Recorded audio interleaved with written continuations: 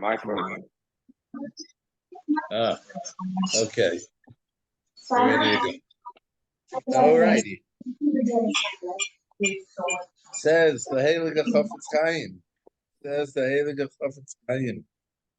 Hilchos Rechil's Klal Tes. So he says like this. Is since this is something that's very easy to stumble through this, I feel I need to give you a few examples. And to expound on it. In order that someone who is wise will be able to compare these cases to other cases and know how to apply the halacha. So Yokes a curve of narratives. But in order, so the Chofetz Chaim knows that we all have ADHD, and if it's going to be, if you're going to talk a lot, we're just going to go somewhere else. So he doesn't want, to lose us. So here in the halacha, I'm only here at one example. With the help of Hashem, at the end of the Sefer, when we're done, I'll bring you a few more examples. So now, what's the example? Okay. It's a common thing. I see you, Moshe, going into a store to buy something. And I know you, Moshe. Jewish Tom. You're like a gullible type of guy, the storekeeper. Look, there's there's a store. I should really say the story the other way because I'm the gullible guy. There's a store here in Yerushalayim. It's like a cheap type of store, these bizarre stores. And I go in there, these storekeepers, you put on the shirt, perfect fit, like something like, yeah, perfect, great, And I'm a gullible guy. I buy five, and I come home. Wife says, "You bought a bag, you look like you're in a potato bag." You take that shirts back, like. So I'm Joe Gullible, and I already know the guy's gonna say it's a good fit no matter what you put on, no matter where, no matter what, you know what I mean? But he doesn't even mean it bad. That's the way he talks, But I'm Joe Gullible, in any case. So you see, let's do it earlier because Moshe, you're much less gullible than I am. You see me going into this store, and you know my nature. What does it mean that I'm an Ishtam? It says in parentheses. I can be scammed easily. I don't, I miss it all. And you know the storekeeper, you've been there. You know his nature. He's just waiting for a fat fish like me. And he's going to sell me the Brooklyn Bridge. You know the guy. And you know me. In Biscayra, whether it's merchandise or media some or things that have to be bought, by weight or by mecca. So says the Chofetz Chaim, you have to come over to me and say, Rabbi Langston, listen, for your own good, I know this guy, I know this store, right? So you come, but don't go by there because he's going to take you for a ride, and there's no way you're going to be a match fit. So he says, and that's even if I already made up with the storekeeper that I'm going to shop by him. He says, and certainly if you see a guy actively trying to rip someone off on a deal, you see it. And means it's like you see him trying to convince you that this is, a real what are the Rolex watches? Right? They're really expensive. I see this on the statuses over here. I can't believe someone spent so much money on a watch. You should get a Casio for 50 shekel, and keep better time.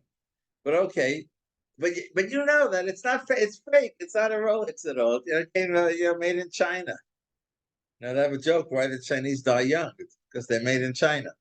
So so that's not a real Rolex. You see him selling me a Rolex, $20,000. It's worth $50.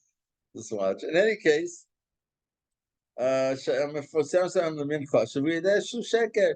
The guy's trying to sell, right? Exactly my case. He's trying to convince me to buy this brand name thing, and I know it's not true. It's a phony. Or Bermudas or Mashkolis or Beshivu Hamekach or the value. And you see it happening. Provided circle, no, you say you I'm gonna have this application, tap me on the shoulders, give me like so listen, I've been there, I know this. You're getting ripped off. Okay, so we overlook there. But you do have to be careful. So you but again, you have to fulfill the conditions. So you have the 5 conditions beforehand. If there's a way you could stop the sale without telling me that this guy's ripping me off, without saying rechidus about him, for example, you can call me over and say, your son's on the phone, and meantime the store will close, or the guy will go away. So then you're not allowed to tell. Okay, so that's a classic case where you're allowed and you're mechuyev to tell them. Let's do another one. He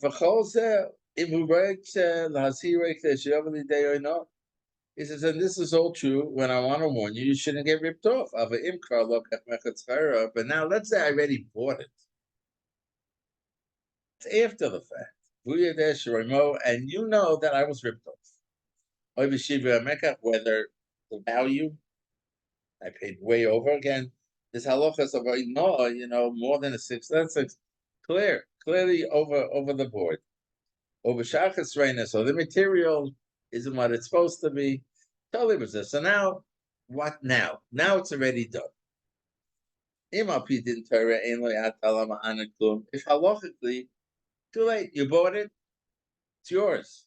That's it. No going back. Whether because the overcharging was less than a 6th, and if it's less than a 6th, it's binding. Or there's such halacha that even if you got overcharged, you only have, I think, 24 hours. Go back to the guy and say, you ripped me off. But once you know about it and you accept it, it's also a done deal. It's this time period that I had the opportunity to show it to someone, and they should tell me whether I made a good deal or not. Or any other reason where the buyer halachically would have no recourse here, he lost it. So certainly if someone now comes to that buyer and he shows him how he got ripped off and how the guy's a crook, he's certainly being over because the halacha says that it's a done deal, and if you go to Besdin, you would lose. So therefore, to tell you that you got ripped off is rechilas. Since halachically you have no claim. So then you telling it to him is just a story. It has no tayelas. And you're a reichel, you're a chilas. And even if the buyer comes and asks you, you see what I bought? What do you say about it? You're not allowed to tell him the truth. At this point, you're not allowed to tell him you got ripped off. If he has no halachic claim anymore, for whatever reason, he has no more halachic claim, you can't go to Bezdin, Bezdin will not undo the deal, so then you're not allowed to tell him that you got ripped off. And you can't tell him the truth. He says, certainly, if you know that by you telling that guy, the buyer, that he got ripped off, they have said it could cause the seller a loss. And remember, halachically, there's no claim. You're going to get for seno. For example, the buyer will go and grab his money back or something. Or so if he's only paid part of it, he won't pay the rest of it, which is halachically wrong. It's certainly a great affair that you caused that to happen. This is, but if you see, no, if you tell this guy halachically he would be able to undo the deal still, right? The imo yedam masana, and if he would know that he was ripped off, he wouldn't say, "All right, it's done, forget about it." So then you are obligated to tell him the truth, kashahu. Why? Because so that he can go back and get his money. But you have to be careful, and he's going to give us here again the 5 conditions that you have to fulfill before you're allowed to tell over a story like this. The Elohen, and that we're going to leave in Yitzhak Hashem for tomorrow. That's what Hashem's tomorrow. And now we go to Shmiras haLashon.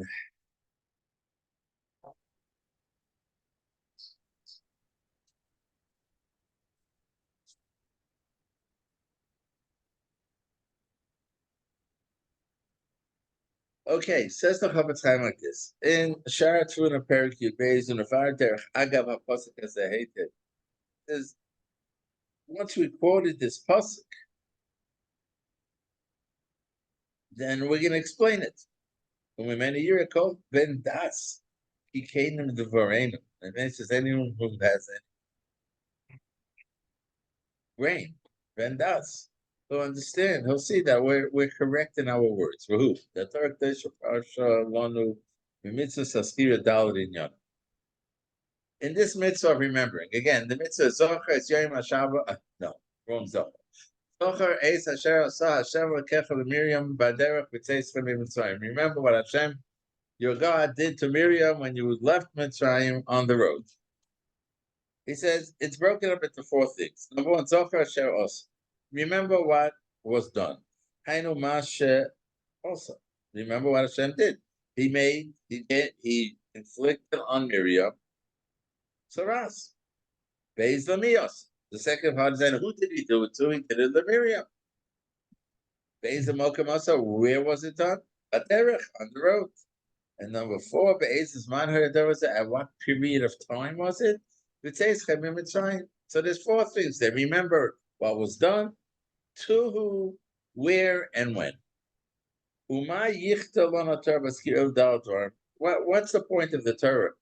Is it important for me to know that it's when they left Mitzrayim? Is it important for me to know it's on the road? Right? Why is the Torah pointing out these 4 things? Why do we have to know that he was? Why do we have to remember that Miriam got Saras? Any punishment. Remember that she got punished. What's the difference about punishment? What's the difference if it was to Miriam or could have been to any other Jew? What's if it would happen in the house or in the road? It happened some other time. Not at the time they left Mitzrayim. What is the pasuk? This pasuk that he's been discussing, that it's a key, it's a tool to be able to overcome the Yetzer Hara of speaking Lashon Hara. He says, let's learn the pasuk well. He says, no. But these 4 things are mocha for the remembering. It's something. It's a necessary point to help us remember and not speak lashon hara. But to us, Gedol explaining benefits brings us a lot of benefit. To Zexiv, Zoches Hasharoth. So the Chofetz Chaim is going to explain. It says, remember what was done. Focus. Hashem didn't give Miriam a little slap on her finger. He gave her a serious punishment. Saras, we learned Saras is someone's considered like he's dead. Saras says, what kind of serious kids, you got to go out. A very serious punishment. So concentrate on that.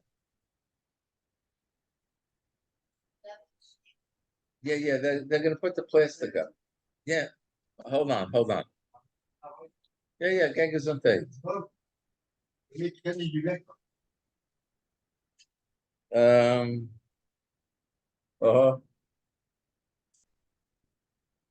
Yeah, I. Well, hold on 1 minute. Stop the recording for a minute.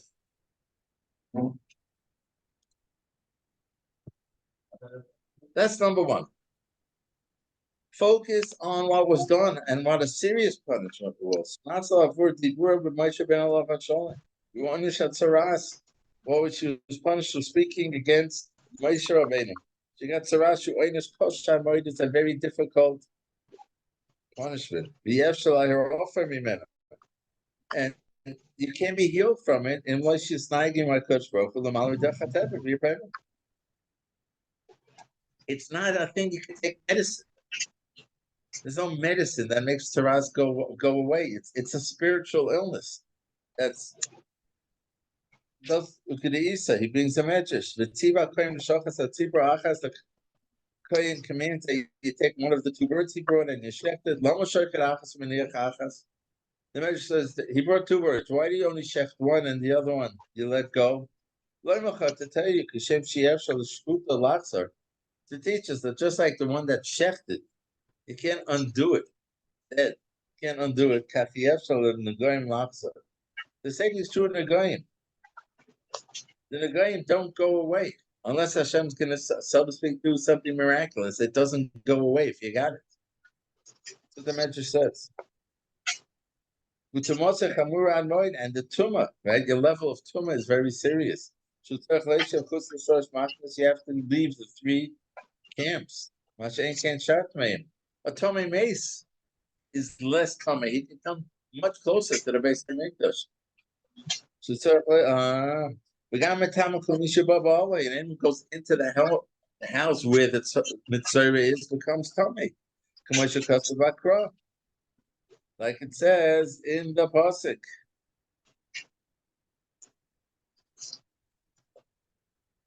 And he writes in parentheses that that's a hint that anyone who joined the Baal Lashon Hara becomes Tameh like him. Gam Koshem Kames. The mitzvah is considered like a mace, Kamasham Chazal, as Chazal teaches Gemara in the dark. Okay, I think we'll stop here in the middle. This is the first part of the pasuk. Zachar Asher Osa, remember what was done. Focus, because remember he had said, you must I don't remember, but he had said in the last time we learned, why is it, if this is a school and not speak Lashon Hara, why doesn't it work? We say Zachar Asher Osa, Miriam, and then I go meet my friend in the shul and I speak Lashon Hara. He said, because it's not enough to say the words. You have to focus. Rabbi G says, what's that? The